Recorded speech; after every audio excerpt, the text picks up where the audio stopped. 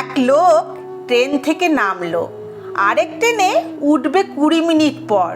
এর মাঝখানে সে ওয়েটিং রুমে অপেক্ষা করার জন্য বসলো। ওয়েটিং রুমে ঢুকেই তার চোখে পড়ল রুমের লাইটটি নষ্ট। তাই সে একটি এনার্জি বাল্ব কিনে লাগালো।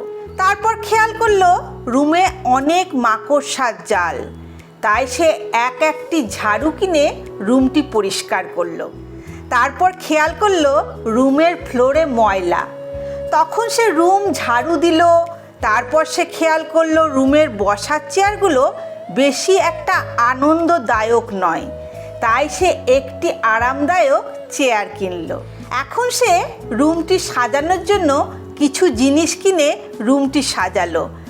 এখন সে অনেক ক্লান্ত হয়ে গেল এবং তার আরামদায়ক চেয়ারে বসতে যাচ্ছে। এই মুহূর্তে হঠাৎ করে ট্রেনের হর্ন শুনতে পেল এবং সে ট্রেনে ওঠার জন্য রুম থেকে চলে গেল এবং ট্রেনে বসে তার গন্তব্যস্থানে চলে গেল।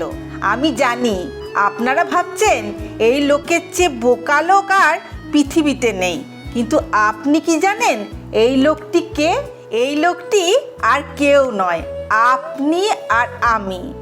অবাক হলেও এটাই সত্য। আমরাও দুনিয়াতে এসেছি 20 মিনিটের চেয়ে কম সময়ের জন্য।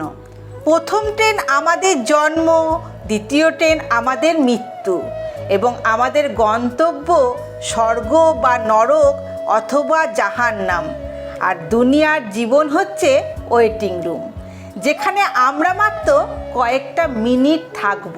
অথচ আমরা এই দুনিয়ার জীবনকে এমনভাবেই সাজাচ্ছি যে আমরা ভুলেই গেছি আমাদের মৃত্যু খুব সন্নিকটে এবং আমাদের এই সাজানো গোছানো দুনিয়ার সব কিছু ছেড়ে মৃত্যু নামক ট্রেনে চড়ে চলে যেতে হবে। আমরা এই ওয়েটিং রুম সাজিয়ে কয় মিনিট ভোগ করতে পারবো।